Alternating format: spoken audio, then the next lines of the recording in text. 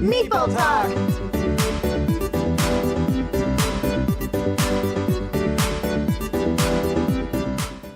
Hello everyone, we're Meeple Talk. I'm Adam. And I'm Stephanie. And we're here to talk about Celestia. Yes. Thank you. A little bit of harmony there. Yep. So Celestia is a game by Blam, also by QSF Games. They're partners. This is a little filler game. Very entertaining, really nice art. And we're going to tell you a little bit about it. This is the one that we picked up at Gen Con. I don't know if you've seen our Gen Con highlights. Very few people did. But that particular video Thanks for the endorsement. didn't get a lot of videos. Didn't like get a lot of views. But anyway, the point is, I've seen this game before and I really wanted to get it. So this is one of the games that I personally wanted to get. It's really charming art. But the basic idea of the game is that it's based on the Gulliver's Travels world, according to the rule book. And you're travelers in the world of Celestia. Celestia is a magical world. There's many different cities. In this case, there's 8 cities. Yeah. And all of the cities have treasures. And everyone in the game, there's one captain and there's a number of passengers. Mm-hmm. And they're in this charming little flying boat. It flies by, I guess, magic. Because it doesn't have a balloon or anything else. So, and it goes from city to city, and players have to decide what they're going to do in each city to try and collect treasures. And whoever gets the most points, I think, first person to get 50 points wins. Well, that's the game ending condition, then whoever gets the most out of all that. Yes. Exactly. Yes, to be more technical. So... if anything, we're accurate. That's right. May as well be accurate, right? We're doing a review. So in terms of the components, you have 8 different cities. Yeah. Each one has a number indicating the minimum number of what could be in the treasure deck, but you don't know what's in the treasure deck for sure. There are 6 player tokens, so you can pick which version of magical adventurer you want to be. Yes. Yeah. There's 4 dice that you roll to determine what challenges you will face in each turn. And they have different symbols on them. They have the pirate symbol, the Daemok bird symbol, the fog symbol, and the lightning symbol. Those are all the different challenges. And then you have a deck of cards that have all of your equipment in them. And so your equipment cards correspond to the challenges, and they are used to overcome those challenges. And then there are a few power cards that can be used for special things like rerolls and so on.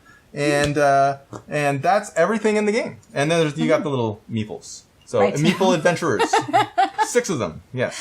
And generally how the course of a turn will go is that everyone is going to take turns being the captain. And so what happens is that at first we start at city number 1. And as we progress, you'll notice that because the rewards of the games, for each city is going to increase over time, so will the level of challenge that you'll have to face in order to get that reward. So you're going to start with, city number 1, 2 dice. And we're going to roll and we're going to see what challenges come up. In this case, 2 blanks, that means, hey, we get a free pass. But if it was the case where a particular challenge happened to face, with our original draw pile, it's going to change depending on the number of players that you have, what you start with. The captain has to, if they have the tools or resources to overcome that particular challenge, they're going to have to play it. The other players, the passengers, have to then decide, can this captain do it? And the reason is that if they decide to jump ship, they can then collect the treasure for that particular city that they're currently on. They're basically deciding, are they going to stay on the ship as it moves to the next place, or are they think the captain might steer badly and crash the ship and then they have to get off. Exactly. Yes. So if they decide to stay on and the captain can't succeed, then they move on to the next city, captain turn changes position, and then the next player is going to roll and decide or try to figure out, do they have enough. You can table talk if you want, maybe not out and out say what you've got or what you don't want, because depending on, as you progress along, you may not want everybody to collect the same treasure as you, so you may want to maybe dissuade them from staying on. Generally, it's a big wager game.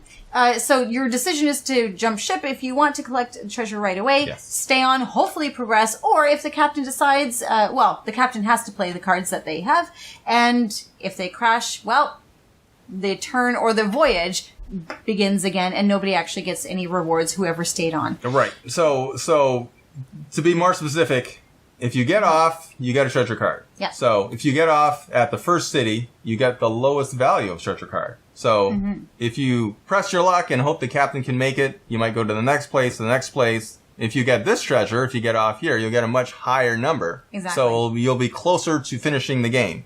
But, as Stephanie mentioned, if the captain can't overcome those challenges, the ship crashes. It goes all the way back to the beginning. And then everyone who got off then goes back on. Now, at the point that you get off, it's important to note, if the ship succeeds and continues, that guy, or girl, adventurer, is stuck there, right? I don't think it matters. then people may move forward, right? And may collect a much higher treasure, and there you are sitting in the city doing nothing, right? So that's the gamble you have to take. Exactly, but that's where some of the bonus or turbo, or not turbo cards, but some of the bonus cards that we have will change that course. And so if you're left behind and you happen to draw one of these cards, this is known as a change of wind, you can then make the challenges more difficult for whoever's remaining. Because any blank cards, which normally wouldn't be any, or blank die rolls that wouldn't have any obstacles, you can choose to re-roll them to make it more difficult.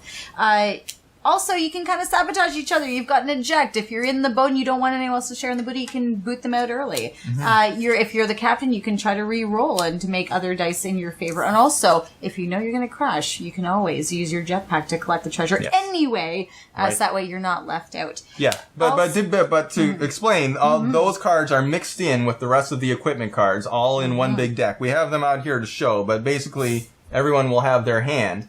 And most of them will be equipment cards that they can use to overcome these. There might be a few power cards that come up. And the way you get more cards... Oh, every time you crash. Every time the boat crashes, goes back to the beginning, everyone takes one card. So that's how you get more cards. So let's say everyone, has moved forward, they've used most of their cards, and now they can't go any further forward, it crashes, right?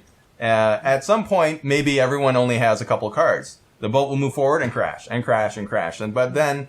the way the game balances itself is that each time it crashes, you get another card. So eventually, people will have a lot of cards, and then they can start to overcome those challenges. And also, too, to help you along the way, the two most desirable, I would like to think, you've got your turbo card, which almost acts as a wild card. So any challenge you have, this can substitute as one of your challenge cards. Wins! And also, this spyglass. This is embedded only in the first 4 cities. There's 4 cards. Yes. So if you happen to draw one of these... all obstacles you can choose to convert this card.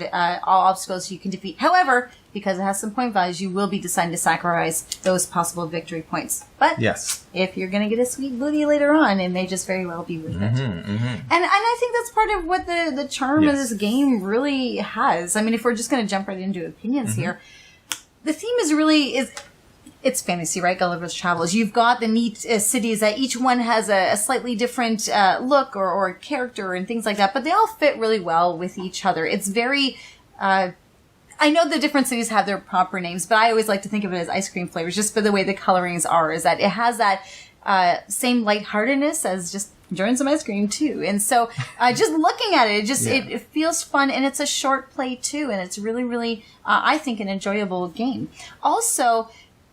It does a good job for the simplistic setup of balancing its play out. It's a type of game that you might find that if you don't have a lot of cards to work with, really, you might be crashing a lot. But it then gives you more cards to work with later on. And as you start depleting some of the earlier city resources and the treasures are gone, they then become places you just no longer are going to and then you'll just skip over. Completely move on. So as the game goes on, you may have more cards available to you to overcome the more challenging obstacles, and it moves you along. So it's not a game, but done in a way where it doesn't play itself for you. You still feel like you have a very active role, especially with the whole wagering.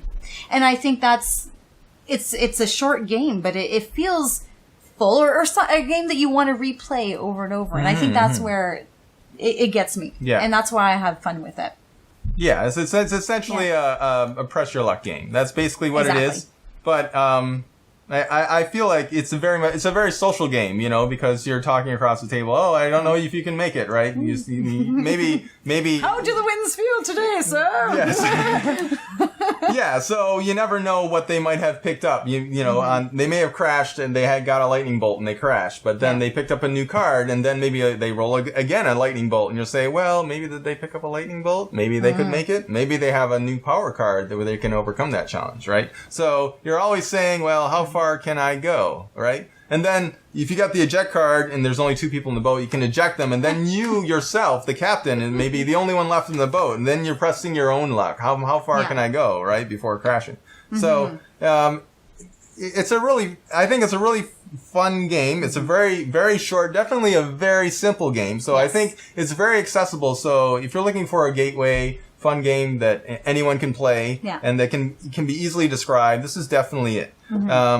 And I think that they nailed the artwork and the design, like, completely. I can't think of any other game. Maybe Camel Up. I think Camel Up is another game where they completely nailed it. Because you just look at this little cardboard ship, it just looks awesome. They did a fantastic job. You know, you got the clouds on the bottom, you got the little wings, you know, and it just flies by magic.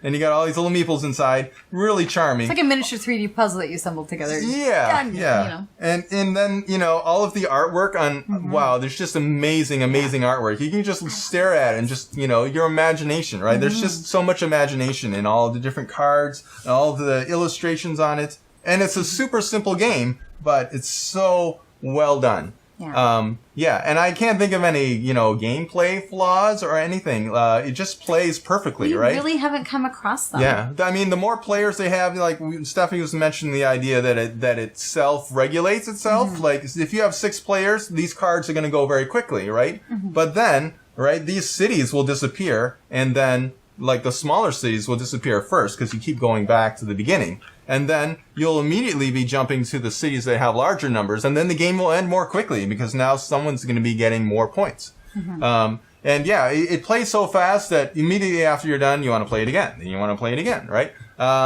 So yeah, I think it's a really well done game. It's definitely lighter than I imagined, but you know, before I actually played it, you really don't know what the game is like. Yeah. But I really like it. I was very pleasantly surprised. So endorsement is still there. Yeah.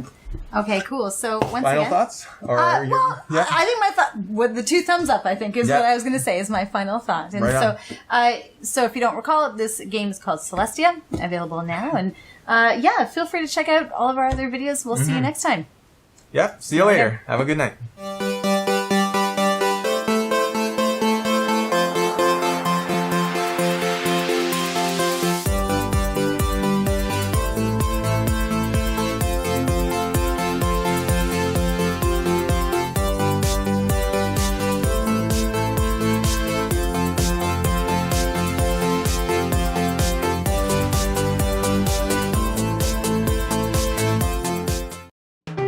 Thanks so much for watching the Dice Tower videos. Find more great videos and reviews, as well as our top-rated audio podcast at Dicetower.com. You can also find other great shows at Dicetowernetwork.com. I'm Eric Summerer, and you've been watching The Dice Tower. The Dice Tower is sponsored by Cool Stuff Inc., where you can find great games for great prices. Cool stuff in stock. Check them out at CoolStuffInc.com.